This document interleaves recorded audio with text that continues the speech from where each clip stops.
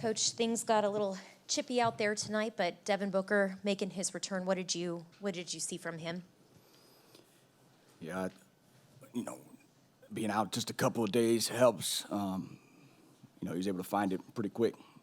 That goes to who he is as a professional and what he does on a day-to-day basis all year round to keep his body and mind right, to be out a couple days and then come right back and be the same tremendous basketball player that he is.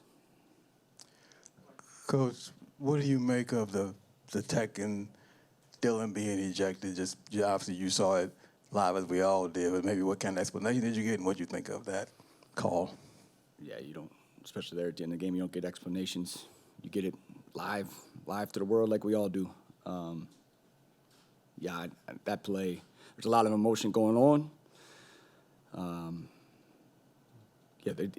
It's just never one play. It's never one play in the game that determines anything. There's never one play to get the emotion to that level.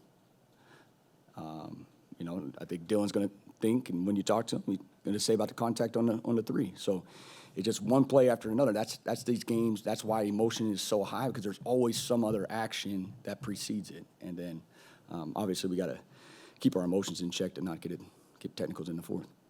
And then the foul on Dillon, on Devin, on LeBron's three. I know we watched it in review, but, you think that was a foul? Look, we see the same camera angles that everyone else does. They said part of the wrist is what the explanation that Book got specifically from the officials.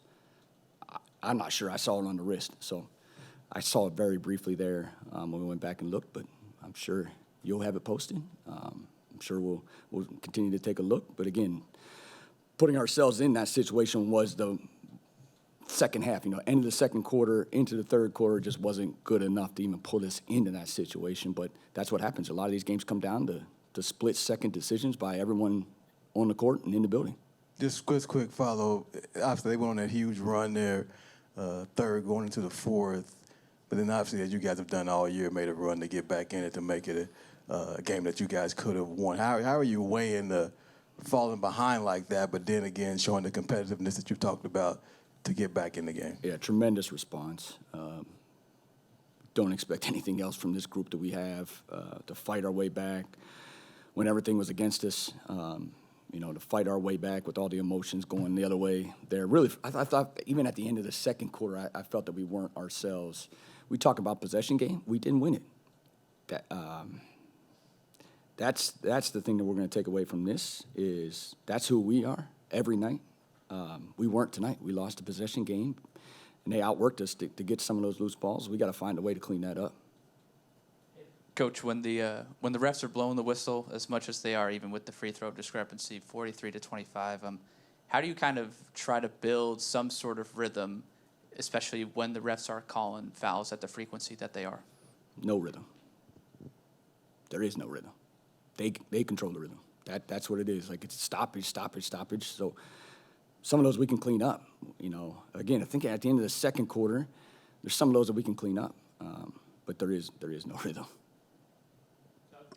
Jordan, I've asked you a version of this question before, but Dillon's energy, passion, edge fuels you guys.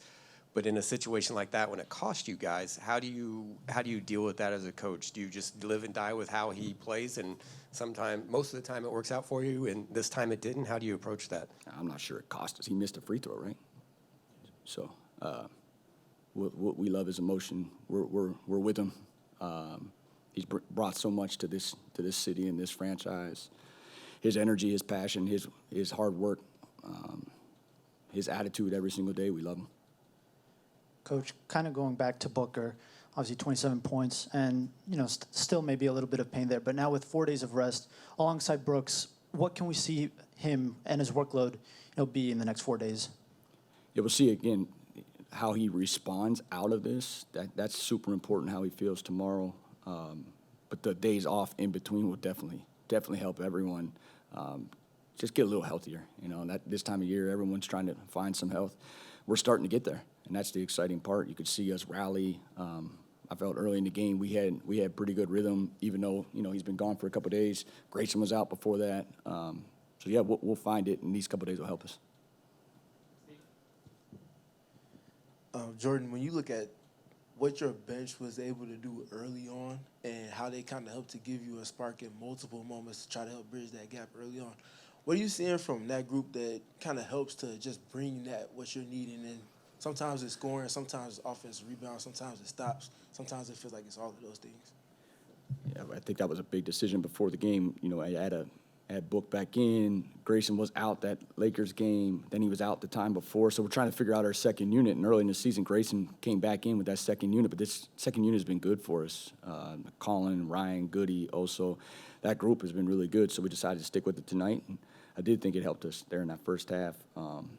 Now we're moving Royce in there. So it's like different pieces. But, hopefully get a little string of health right now. And then we can start to develop a little bit of rhythm on both sides. Good.